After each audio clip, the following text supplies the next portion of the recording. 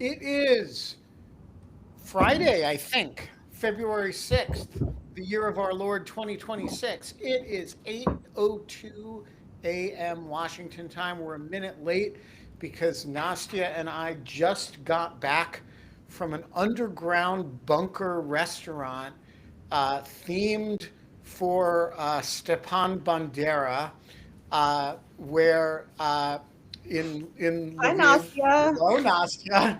Um, I'm gonna go now. and we just got back from the underground bunker restaurant where you have to knock on the door, and a guy opens the door and asks you for the password, and you need the password. And then if you which is Slava Ukraini, and if you get the password, then he hands you a little thing of it's some kind of liquor which you have to down, and then you go into this bunker restaurant that is themed for all kinds of things that are designed to be kind of jokes. Oh, and when he gives you the little shot, he asks you, "Are there any Muscovites among you?" But he asks you this in Ukrainian, and if you say yes, then you can't come in. And then when you go down into the bunker, all the things are themed for like, you know, Ukrainian patriotic figures who would make the skin crawl on the back of some people's necks, um, because of, some uncomfortable history there. Yeah, and we ran a little long, and so I was a couple minutes late. It is the last full day of my presence in Ukraine. I am in Lviv, the home of Ukrainian nationalism, um, which is far from the front, right near the Polish border, was part of the Polish Lithuanian Commonwealth, was part of the Austro Hungarian Empire, of which Michael Feinberg is a particular partisan. Um, and The food is very Germany. The streets are all cobblestony, and it's all very kind of cute and kind of looks partly partly Austria, partly Czech, partly it's all very, Middle Europa, and it's nothing like Kharkiv, and it's nothing like Kiev. And I'm here for another 24 hours before I get on a train for Poland and then fly home on Sunday morning. Um, I am completely out of touch with everything that is happening in the United States. It took me a week to accept that I was going to be out of touch, and then last week, I just learned that all my colleagues at the Washington Post got laid off. And I was aware that there were layoffs yesterday. I don't think I was aware that it was like, you know, the liquidation of the Warsaw Ghetto or something. But all of which is to say, the sun is not shining in Lviv, but it is much warmer than it's been. Where it's above freezing. There's some melting going on. I'm not sure that's true in Kiev, or in Kharkiv, but it's helping here. The birds are chirping. It's gonna be a great fucking day, and it already has been for me. You're watching Dog Shirt TV, a forking revolution in morning television. Are watching Dog Shirt TV, and it is a forking Jonathan Rauch revolution in morning television. And one of the revolutionary features is that sometimes Holly says to me, "When are you coming home? My life is empty without you." And I say, "Ask that on the show," and that becomes the central thing of the monologue. And another one of the revolutionary features is that, sometimes we're a couple minutes late because it actually took a few minutes to get out of the bunker with Stefan You Bandera. sound like Kermit the Frog all of a sudden. Yeah, something happened with your mic within the past minute. Really? Now Now you it's sound fine. normal. Oh, I think it was probably an internet glitch, but Cool. You're all back. of which is a long-winded way of saying, and a 7-minute long-winded way of saying, although 2 minutes if that were delay, that we are not allowed to have fun anymore, but we are allowed to come to you live from Lviv, Guys, what's been going on that I've missed? I You don't want know where to larger, start. larger picture Americana, our individual lives. I had a delightful experience yesterday evening, which I want to talk about at some point, but we Why don't can we start cover. there? All right, so I'm gonna use this to make a larger point about arts and letters because I'm pretentious as fuck and that's what I do. But my wife and I went to DC, the Shakespeare Theater Company in DC, for the first time ever. One of the big And things. that's a hit and miss proposition. They range from Do they? All right. fabulous to dreary as fuck. Okay. This our Where was this on the 1 to 10 scale? I'd give it a 8 or 9. No? But I'm going to Great. explain why, and you guys are going to instantly dismiss my justification. I love Elizabethan and Jacobean drama. Me too. My fiction books are downstairs, but there is an entire shelf of not just Shakespeare and Marlowe, but the lesser known contemporaries, whether Johnson, Thomas Kidd, Thomas Middleton, John Webster, who is phenomenal, what have you. So we got a subscription to that, to the Shakespeare Theater Company. We're probably going to get a subscription to the Folger. But the first production we saw last night was, and I may have been slightly dishonest with my wife about the genre we were going to see, but what we ended up seeing was a stage adaptation of the Paranormal Activities series of horror films. And it was a production. It started in London, came to New York, now it's in DC, or came to LA. Notice by the way, I just want to break in here and say, notice what Mike Feinberg did there. He started by telling you that, admire me. I have a whole shelf of not just Shakespearean, but Shakespearean era dramas. Yes. And it turns out the play he actually went to Yes. Was not one of those. Well, but this is going to get to my larger point. I mean, I did that on purpose. First of all, the production was excellent. For those who watch horror movies, jump scares are usually accomplished by camera angles, quick cuts, and lighting that is not really replicable live. This is why I don't watch them. I don't want to be jump scared. Well, I will just say there were moments that the entire audience gasped, people jumped in their seats, and they couldn't rely on any of the tricks to make that happen. Doing it live is a different proposition, and on a technical level, I was amazed. It was also an incredibly good story about the sort of disintegration of a marriage in the face of inexplicable events. And I want to use this to knock down a contention that many lovers of literature maintain. And that is that certain genres cannot produce quality material. And I just want to say that's horseshit. Genre, for a long time, spy novels, which I love, and mysteries were denigrated. Now I think Hammett and Chandler have a legitimate argument in being in the American canon.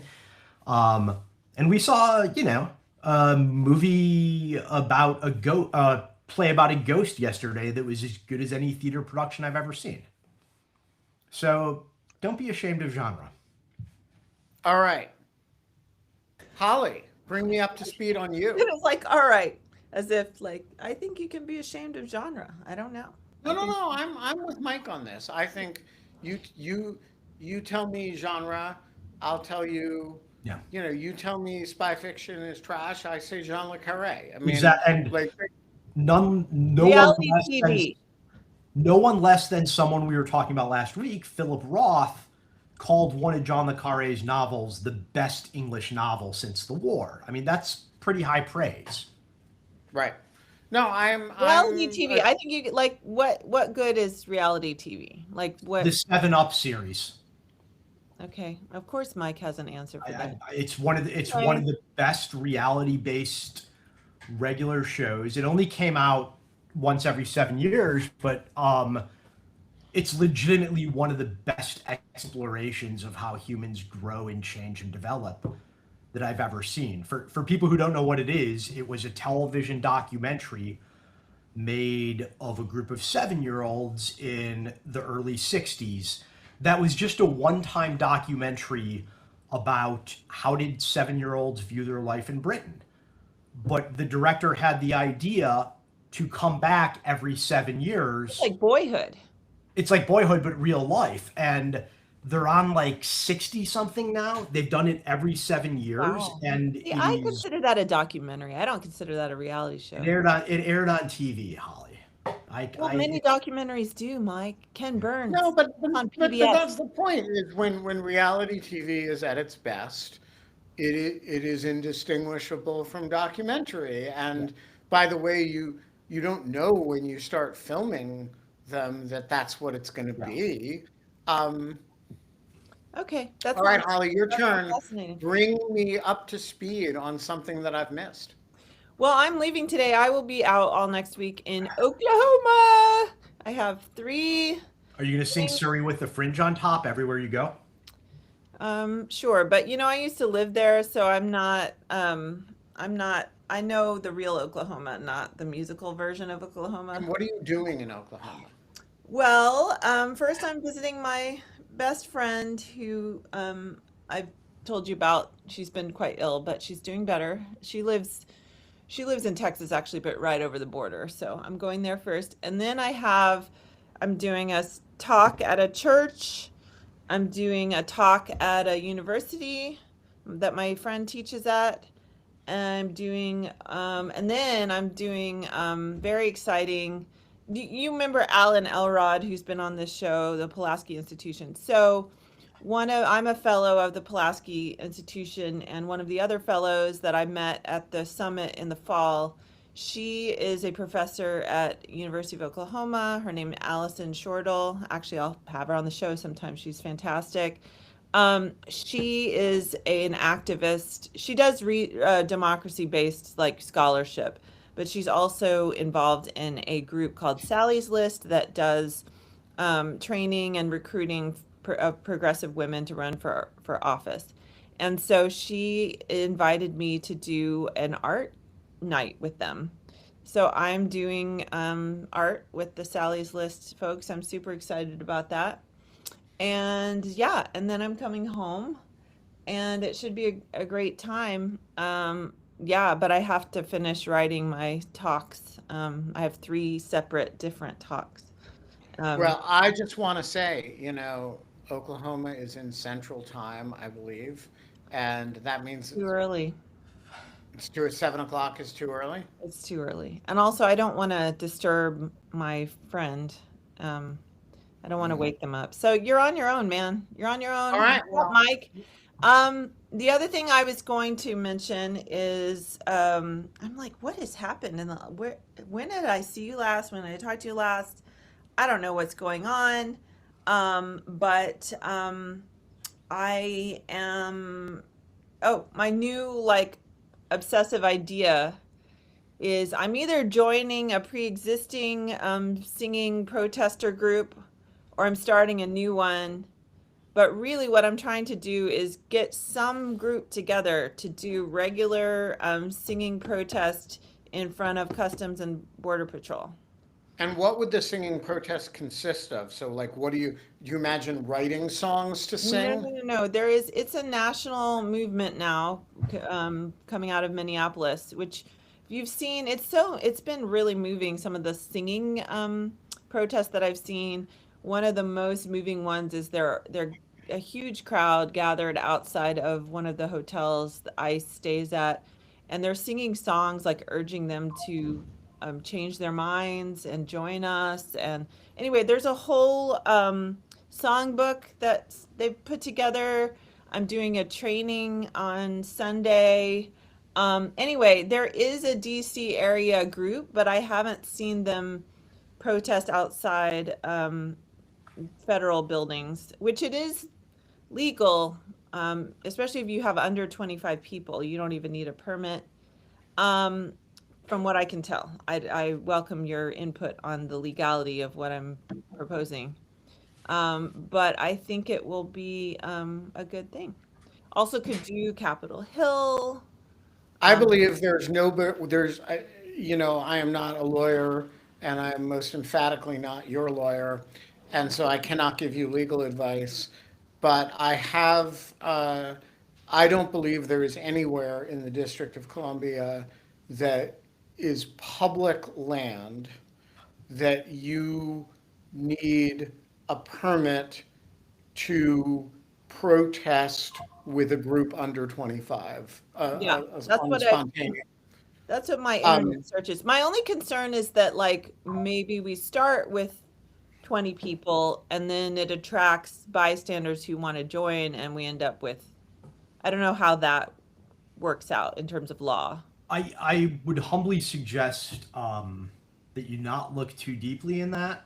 And given the dynamics of our current era and what our country is facing, rather than reading DC statutes, and I'm not saying this to be presumptuous or demeaning, but like I think if you're going to look at any text, it should be one by Thoreau or MLK Jr.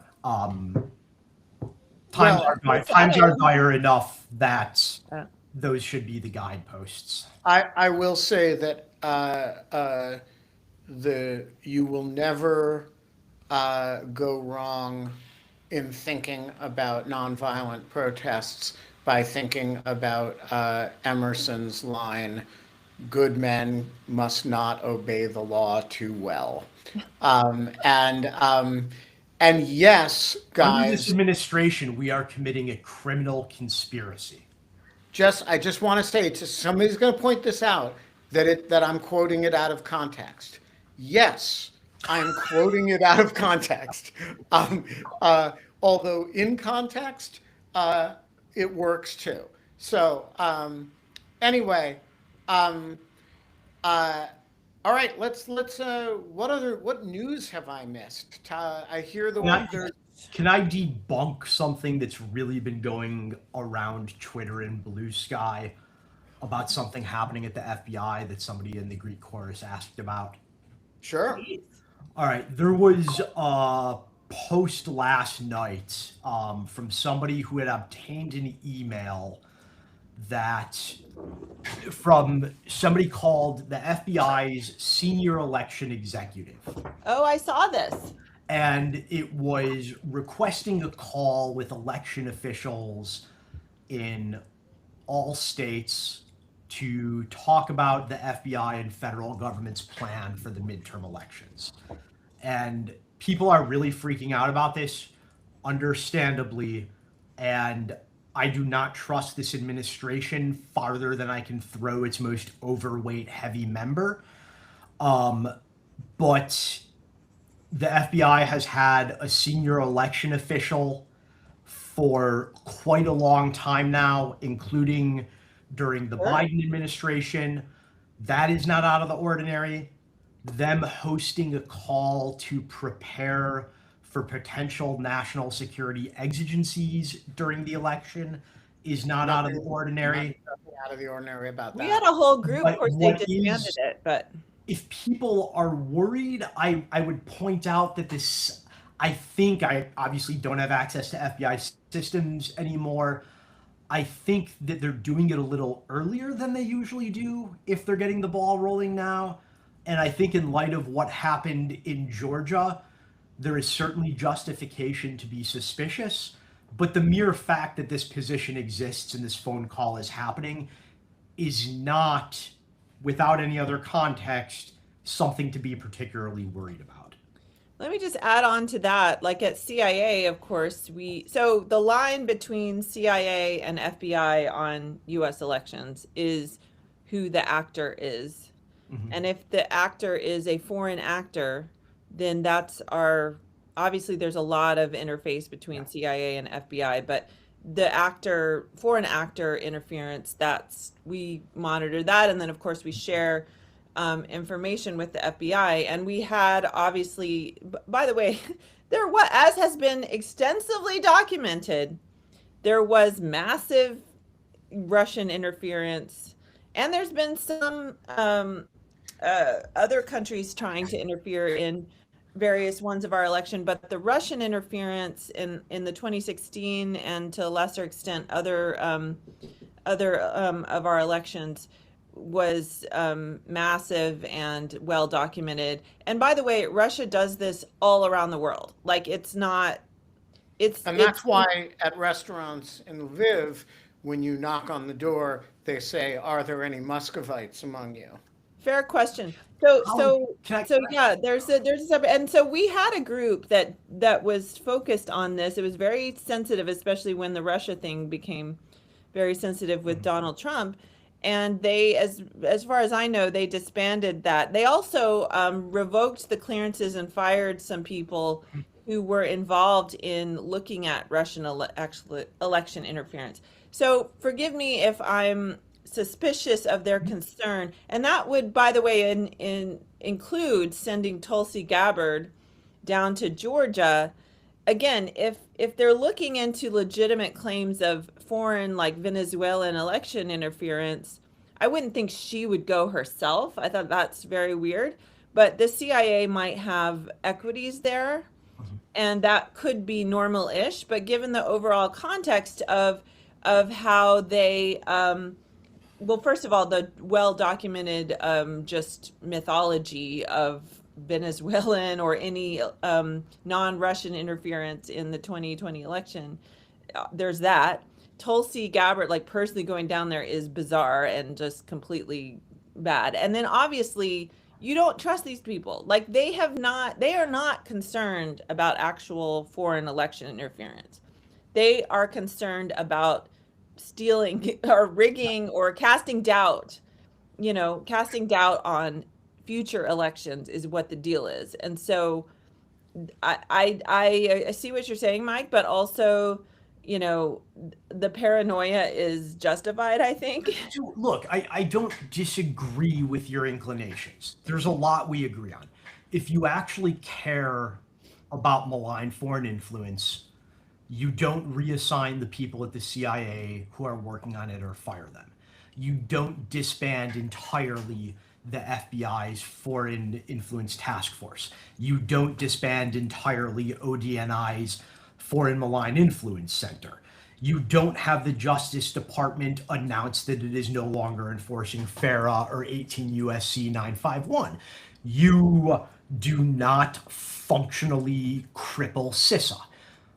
That said, those of us who I think are legitimately worried that there is going to be an attempt to unconstitutionally hold on to power at the end of this administration or thwart the legitimate running of the midterms, I think we have an obligation, if we're going to be taken seriously by the people who are not yet on our side, but could be convinced, we have a real obligation to be as precise as humanly possible in the accusations that we make. And my only point is, if we get spun up that the FBI has a senior election official holding a nationwide phone call, and we point to that as evidence that something malevolent is afoot, the rejoinder is going to be that that position was established by the Biden administration and occurred without fail throughout his tenure.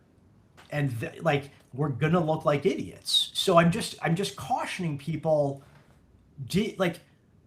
don't, if you're going to make a conclusion about something the intelligence or law enforcement community is doing because of a 2-sentence post you see on Twitter, just do a little due diligence before you A, freak out, and B, start proselytizing your freaking out. Like, we can make these points while still being resolutely on the side of fact. And if we don't, we're going to be less effective. Let me ask you, good point. Agree with that. Let me ask you about, because I don't think we've talked about the Tulsi, you and I, Mike, have talked about the Tulsi. I've talked about it so much. Have we talked about it on Dog Shirt TV, or was that a Lawfare podcast? I can't remember. Yeah, okay. We could. Yeah. We did Yeah, what both. was your read of her showing up in Georgia. I mean, the whole raid seemed very weird and fishy. I have three major problems with it. The first, and the one that is just another entry in an ongoing series with this administration, is that it's a huge violation of norms. Having any political appointee at the scene of a crime, even the FBI director, unless he or she is making a speech to comfort the community, it's pretty abnormal. It's not something you really ever see. And frankly, it's inappropriate because it taints what should be the process of gathering evidence, which should have no political influence on it whatsoever. Secondly, it's problematic in the sense that, like, she has zero legal authority to be involved in law enforcement actions. Nothing in, I think, the 2004 law, which established ODNI, or in the 2004 amendments to Executive Order 12333, which governs intelligence activities for the United States government, nothing in either of those documents remotely gives her the authority to take part in law enforcement activity. Or And she's any very much been intelligence relying on she's very much been relying on the argument that a number of FBI field offices have their special agent in charge or their assistant director in charge serve as what's called the DOMDNI, the Regional Domestic Director of National Intelligence. What her letter and her lawyers allege, though, is that those FBI officials are serving solely pursuant to the FBI authorities granted in Executive Order 12333 dealing with non-law enforcement activities, and that they resolutely do not discuss criminal investigations in those meetings. So I guess what I'm trying to say is that Tulsi Gabbard and her attorneys are either idiots or full of shit. And that's a hill I'm willing to die on. And Or both. the last thing I'd point out about this is it's just from the government's point of view, from DOJ's point of view, this was beyond idiotic. Depending on how the paperwork turns out, and maybe even irrespective of it, like, Tulsi Gabbard is now likely going to be cross-examined by a defense attorney for whomever is charged of whatever crime they're looking at here. You generally do not want the highest intelligence official in your country to be placed in an environment where she is required to answer questions in open court. Now, there are mechanisms to mitigate that. The government will undoubtedly try and do a SEPA hearing of some sort to restrict what she is allowed to talk about. But even doing that is going to make the government look like it's trying to hide something. Like, there is no good outcome from a prosecutorial point of view to having her there. Yeah. So if this were a legitimate, yes, very good point. If this were a legitimate, inquiry, like there was actual concern about, I mean, I would think the proper procedure would be the FBI conducts the search and seizes whatever the materials are, and it's on U.S. soil, they're the law enforcement agency. And then when they're processing it and going through it, if they find evidence or information about foreign activity, at that point they would pass information to So it really depends on individual circumstances, but even the federal rule 60, the federal rule of criminal procedure that governs grand jury investigations, even that contains a carve out allowing you to share intelligence related information with intelligence agencies outside of the protections otherwise granted to grand jury. Like, there are a whole host of mechanisms by which they can get the results of that search to the intelligence community. Having Tulsi that happens Gabbard all the time, out and while it's also going on is not one of them.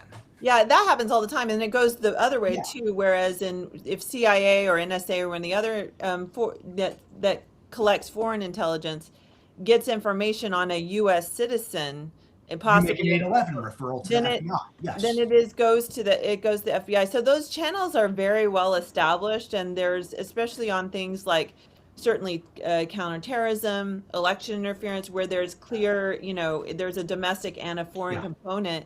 I mean, that those channels are, so there's no reason. I mean, it's bizarre to have her there personally, but even it would be bizarre to have, a CIA person there at all or something like Can I that. make one more point before we move on? And I'm fine moving on. I apologize, Joel. Just like this whole thing of senior political appointees showing up to crime scenes dressed in what we would jokingly refer to as tactical casual. Leave the cargo The pants proper on. amount of that is zero. Yeah, like You never saw Bob Mueller do that. You No. never saw Jim Comey do that. You never saw Chris Wray do that. Right. You never saw any of the previous DNIs do Or anything DHS like that. secretary. Most people don't even know what Avril Haines looks like, Right. and that's the way it should be. Yeah. And the proper amount of that shit is zero. Yeah. By the way, if you wearing that FBI jacket is something that is earned. Yes. In, Ditto for the badge and gun. right. This is not fucking cosplay. Sorry, I cut you off, Mike. No, I agree completely. Look, I owned all that tactical shit. It's because I was actually doing things like clearing rooms where felons might be hiding, or I didn't get any outfit. processing evidence. Like, I didn't wear it when I went out to dinner or when I was talking to the media. Like, this is, Right. And my supervisors, who had earned the right to wear that, like my special agent in charge or an assistant director in charge, when they did show up to a crime scene, they were in a suit because they weren't carrying an M4 and going through a door. And neither is Kash Patel, neither is Tulsi Gabbard. Joel, That is rioting against us. All right, Joel, what is on your mind today? Well, there was a request from Carol T to just come on and answer questions. Frankly, being this show's representative and reporter in the field from Minneapolis, I thought I'd just pop on and say hey, and then anything I can offer as context, Have being you a local noticed dude. any de-escalation, Joel? Oh no. Oh no, I like that. I will say the mood here has come down just a little bit. It's a little bit less terror-based. They're kind of settling into a routine, and so it's a little bit less scary. Not a ton. But no, I saw ICE people yesterday on the way out to the shop, and they were raiding some house in St. Louis Park. Okay, And so give us for those of us who have been in a different type of war zone the last few days, give us a sense of, kind of when I left town the day that of the second ICE murder or homicide, and there were I'm aware that there were very large demonstrations over the week that followed, and that Mr. Bovine was kind of sent away and told not to tweet anymore. What is the state of things in terms of ICE's degree of presence and the level of activity that's going on now? I think what they've done is they've shifted activities away from some of the hot spots that are in South Minneapolis and in the north side to the first ring suburbs. And I do think that shifting that has lowered the temperature a little bit. But what I'm seeing and hearing from folks is that the amount of stuff that's going on is not that much less. But this is all just kind of how it looks and seems to you based on what you're seeing and hearing, and there's no real data behind that. But that's the way it sort of looks right now. Is that they've sort of shifted some locations to get away from some of the spots that were really, really hot. And what is the level of ongoing daily protests?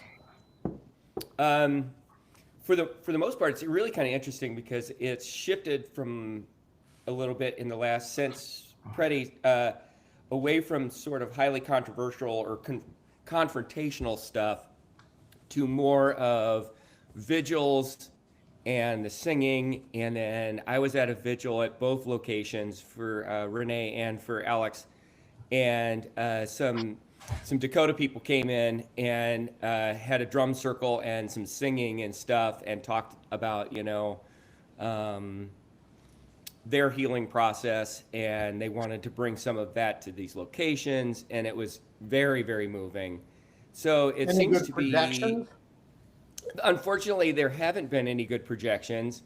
Hopefully that will increase over time. Anything anyway, you so need yeah. help with projections, hit me up. I can help you with that. Yeah, I am interested in getting doing some projections. I'm also kind of revisiting doing some augmented reality stuff, but that's going to take a minute to kind of put together. Carol T., you have a question. Yeah, I do. I was just wondering, when you say that they're moving it to the inner, to some of the suburbs, does that also make it harder for the protesters to get there, or there's plenty of them there as well? There seems to be good coverage, and they seem to be tracking them as they're coming out of the places that they're staying, and they're communicating that really pretty well. And it does seem like they've got people on them pretty consistently, at least as documentarians.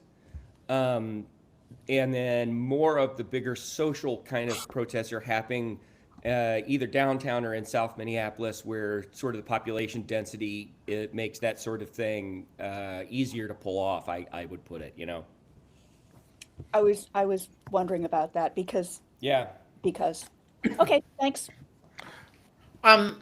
So I want to ask about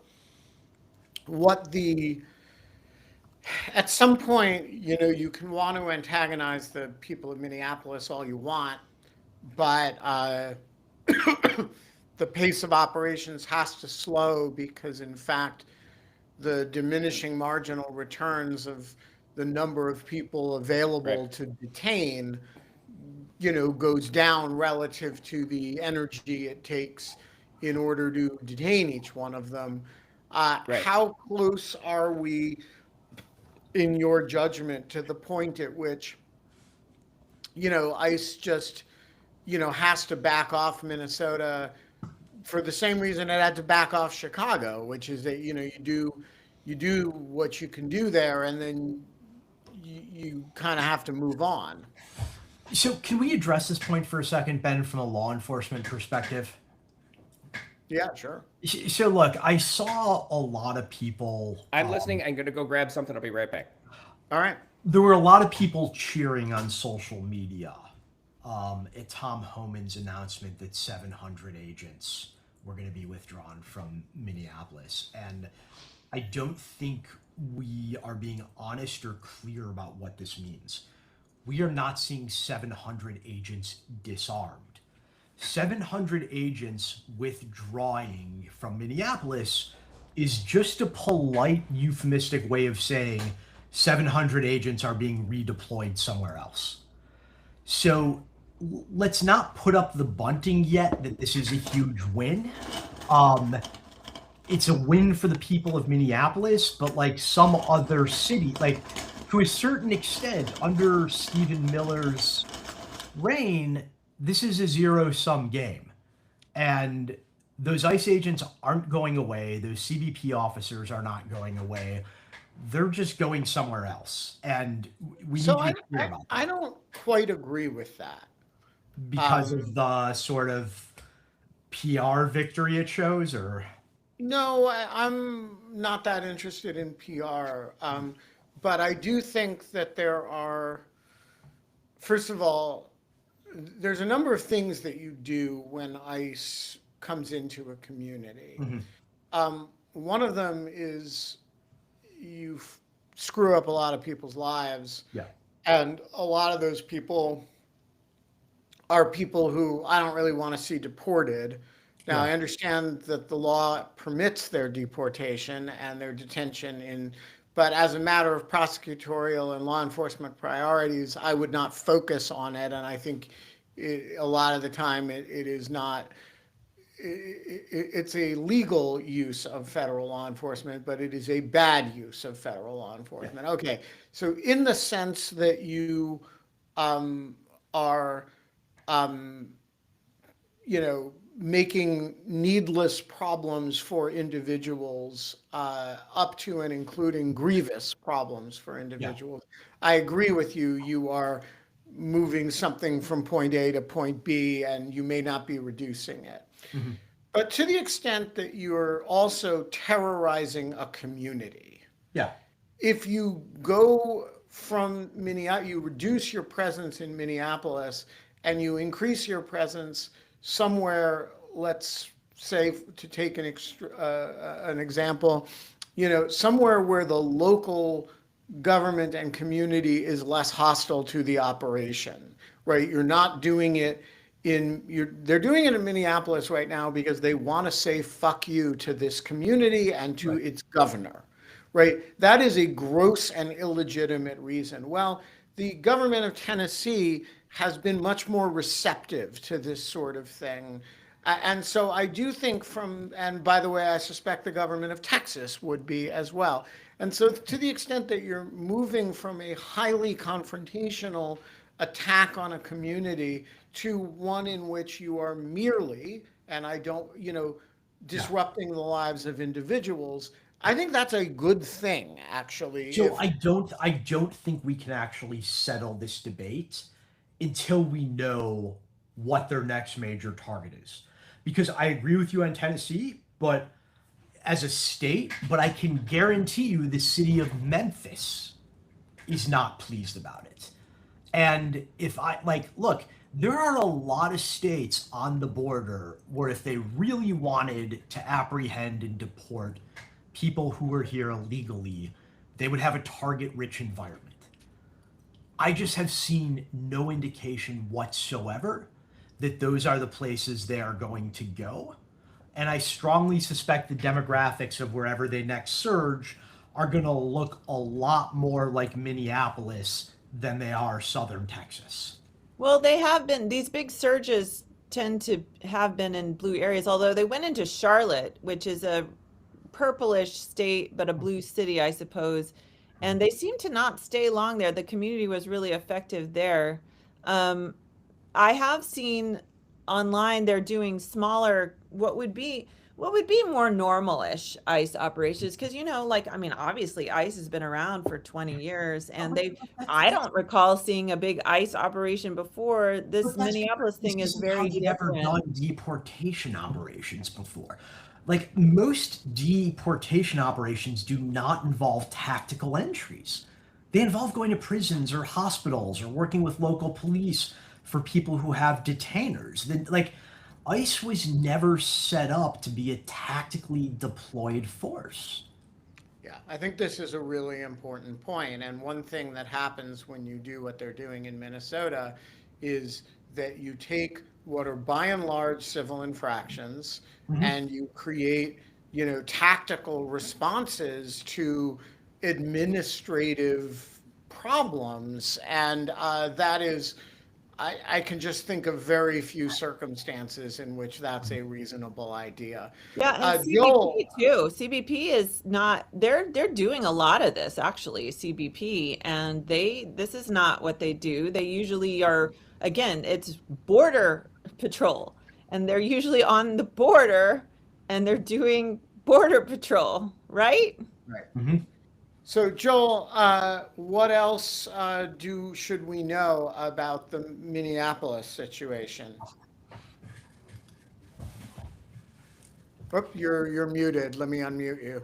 Sorry. All right, go So ahead. I was just sort of wanting to comment on Michael's sort of postulate there, and I think whether the 700 leaving or staying or so on and so forth, or strategies they're applying, depends on what the goal is. And I think, Ben, you have the goal closer to what it feels like they're up to here, which is to terrorize and pacify a population. So continuing to talk about this in the framework of an immigration sort of construct is kind of true, but also kind of not. And when this is pointed at communities like ours, this definitely feels like you're being bullied, and that is the point. So I think and the in that strategy sense, here depends on when they believe they have sufficiently pacified this population, which could be never. right. And I think in that sense, when the population pushes back and they withdraw, that is, or withdraw partially, that is a good thing and not just for PR purposes. Joel, thank you. Keep us posted, and stay safe. All right. We have 12 minutes left. If anybody has additional agenda items they would like to discuss. I have a couple things. First of all, I think it's too big of a topic to mention just in passing here, but maybe we can return at a later point to the whistleblower complaint against Tulsi and all of the stuff around that. So let's put a pin in that. But then I want to talk about, so the CIA has apparently disbanded the World Fact Book. And apparently, like you, Mike. We're in a post-fact world. You don't like facts. Yeah, it's pretty simple. Okay, I'm just gonna, like you, Mike, I'm like, let's calm down on this one, because having regularly updated the World Fact Book on my assigned countries, it's kind of a joke, guys. It's basically like, you wouldn't believe how little effort goes into that and how Encyclopedia Britannica it is.